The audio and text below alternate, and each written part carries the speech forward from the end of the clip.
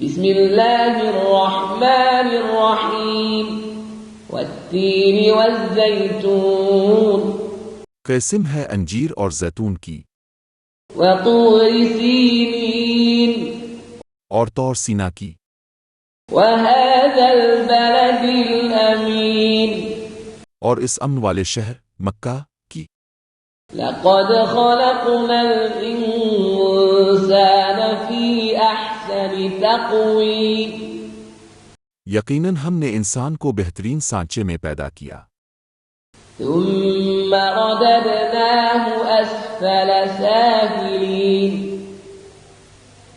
پھر ہم نے اسے سب سے نیچے درجے میں لٹا دیا، إلا الذين آمنوا وعملوا الصالحات فلهم أجر غير ممنون سوائے ان لوگوں کے جو ایمان لائے اور نیک عمل کیے تو ان کے لیے ختم نہ ہونے والا اجر ہے۔